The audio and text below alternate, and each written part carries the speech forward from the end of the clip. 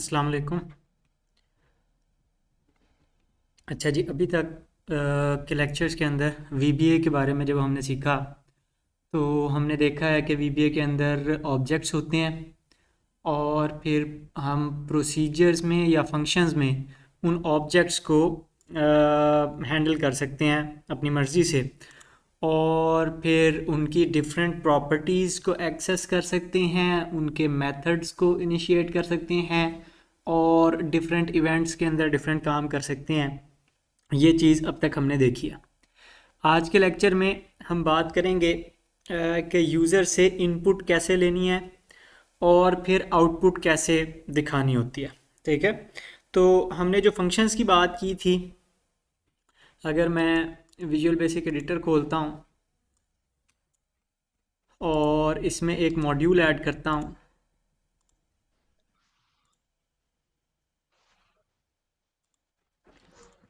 ठीक है, तो इसके अंदर फॉर एग्जांपल मैं कोई फंक्शन लगाता हूँ,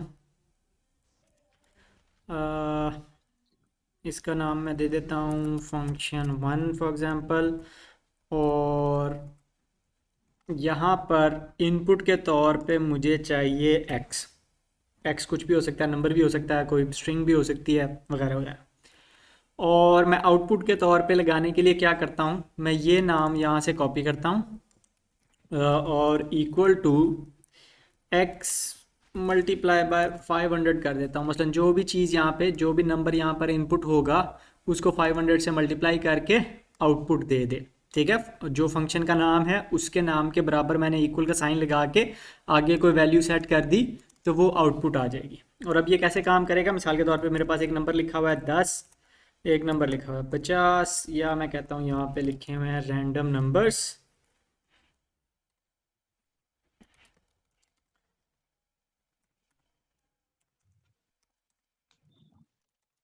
ठीक है जी, डिफरेंट रैंडम नंबर्स लिखे हुए हैं और इनकी मैं वैल्यूज़ खाली कॉपी कर लेता हूँ और यहाँ पर मैं लिखता हूँ फंक्शन 1 ब्रैकेट के अंदर। अब कोई नंबर मैंने यहाँ पर स्पेसिफाई करना है एक्स की जगह पे, तो मैंने रेफरेंस दे दिया b1 का, उसकी वैल्यू इधर आ गई और वो 10 मल्टीप्लाई हो रहा है 500 से। और इसी तरह जो भी नंबर मैं इस फंक्शन को दूंगा ये 500 के साथ उसको मल्टीप्लाई करके मुझे दे देगा।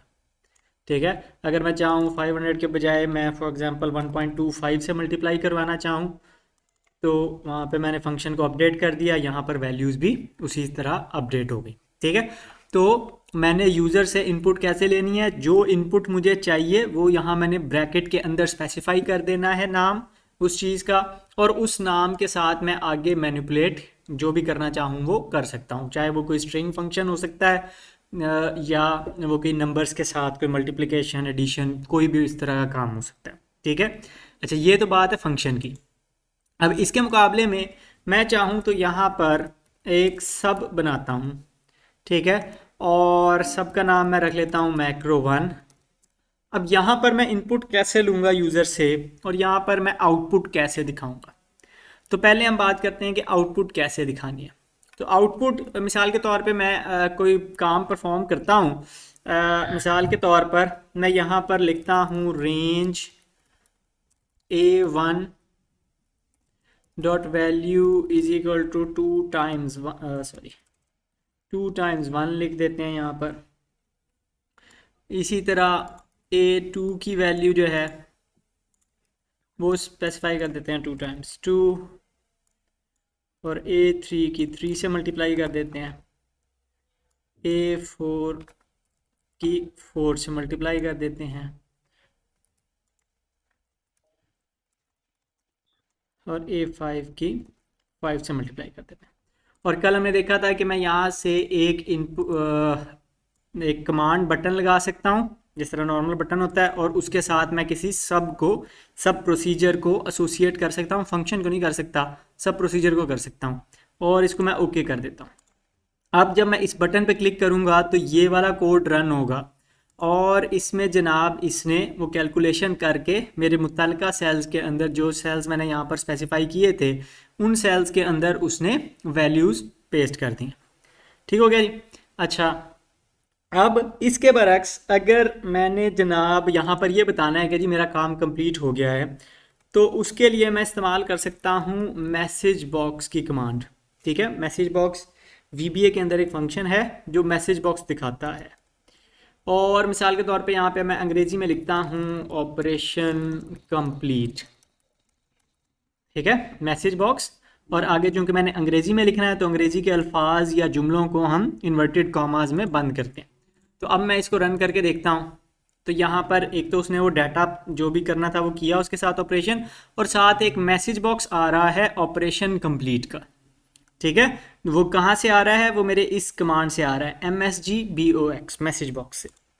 अच्छा, अब इस मैसेज बॉक्स की और क्या क्या ऑप्शंस हो सकती हैं? जब मैं मैसेज बॉक्स के आगे स्पेस एंटर करता हूँ तो वो मुझे कुछ लिस्ट ऑफ ऑप्शंस देता है कि मैं यहाँ पर क्या क्या स्पेसिफाई कर सकता हूँ। और इसमें वो मुझे दे रहा है सबसे पहले प्रॉम्प्ट, यानी कि वो चीज़ जो मैसेज बॉक्स के ऊपर दिखाई देगी, तो वो मैंने यहाँ पर लिख दी। इसके बाद मैं कॉमा लगाता हूँ तो उसके बाद वो मुझे कहता है कि मैसेज बॉक्स का स्टाइल बताना है, बटन्स कौन कौन से होंगे उसके ऊपर। और बटन्स के लिए वो मुझे एक लिस्ट दे रहा है कि ये बटन्स हो सकते हैं। ठीक है, अब इसमें एक्चुअली खाली बटन्स नहीं है, यहाँ पे दो तीन चीज़ें हैं। मिसाल के तौर पे यहाँ पे येस नो का बटन हो सकता है। ठीक है, इसी तरह येस नो और कैंसिल के 3 बटन हो सकते हैं, करके देख लेते हैं। अच्छा, इस वक्त जो चल रहा है वो VB ओके ओनली है। ठीक है, यानी कि जिस वक्त मैं यहाँ पर इसको ओके ओनली लिख कर और इसको जब मैं चलाता हूँ तो खाली ओके का बटन आ रहा है और कोई बटन नहीं आ रहा है। लेकिन उसकी जगह अगर मैं कर दूं VB यस नो, ठीक है, तो अब मैं जब इसको चलाता हूं तो अब यस और नो का बटन आ रहा है। ठीक है, तो अब डिपेंड करता है कि यूज़र इन पे से किस पे क्लिक करता है और फिर उसके आगे क्या होगा वो भी हम देख लेते हैं। ठीक है, तो मैं चाहूँ तो बटन चेंज कर सकता हूँ। अच्छा, एक और ऑप्शन मुझे वहाँ पर आ रही थी, दोबारा से देख लेते हैं। यहाँ ऑप्शन आ रही है रीट्राई कैंसिल की ऑप्शन आ रही है। इसी तरह येस नो कैंसिल की ऑप्शन आ रही है कि 3 बटन होंगे, येस नो और कैंसिल। इसी तरह रीट्राई कैंसिल में एक रीट्राई का बटन होगा, एक कैंसिल का बटन होगा। ठीक है, तो डिफरेंट ऑप्शंस यहाँ पर अवेलेबल हैं, मैं उनको स्पेसिफाई कर सकता हूँ। अच्छा, अब यहाँ पर एक और चीज़ जो नोट करने की है, मसलन मैं यहाँ पे लिखता हूँ VB अबॉर्ट रीट्राई इग्नोर। ठीक है, अबॉर्ट रीट्राई इग्नोर में अब मैंने यहाँ पर देखें तो ये A कैपिटल लिखा हुआ है, मैंने कैपिटल नहीं लिखा, रीट्राई का R कैपिटल नहीं लिखा, इग्नोर का I कैपिटल नहीं लिखा। लेकिन जैसे ही मैं यहाँ पर किसी और जगह पर क्लिक करता हूँ तो ऑटोमेटिकली वो A R और I को कैपिटल कर देता है।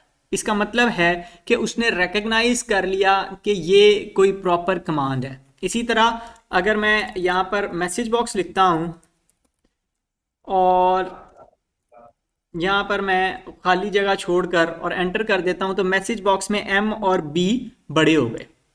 ठीक है, उसके मुकाबले में अगर मैं इस तरह लिखता हूँ मैसेज बॉक्स और अब मैं मूव करता हूँ, या फॉर एग्जांपल वहाँ पे मैंने इन्वर्टेड कॉमास भी डाले थे, अब मैं मूव करता हूँ तो वो लेटर्स को कैपिटल नहीं कर रहा।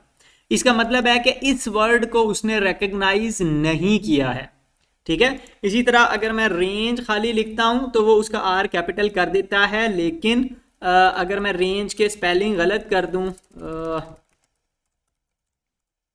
ठीक है, तो वो उसको कैपिटलाइज नहीं करता। तो इससे कैपिटलाइजेशन से आपको आइडिया हो जाना चाहिए, आपको पता लग जाता है कि कौन सी चीज़ यानी कि एक्सेल रिकग्नाइज कर रहा है कि कौन सा कमांड दुरुस्त है, कौन सा कमांड दुरुस्त नहीं है। जिस वक्त आप किसी लाइन को टाइप करते हैं उसके बाद एंटर प्रेस करते हैं या किसी दूसरी लाइन पे शिफ्ट हो जाते हैं तो उस लाइन के ऊपर नज़र रखनी है कि चीज़ें उस कैपिटलाइज हो रही हैं। अगर कैपिटलाइज हो रही हैं तो इसका मतलब है कि आपके कोई लिखने में गलती नहीं हुई है। ठीक है, तो ये क्विकली पता करवाने का एक तरीका होता है, अगरचे जब आप उसे रन करेंगे तो उसमें एरर तो आएगा ही, तो वो उससे भी आपको पता लग जाएगा।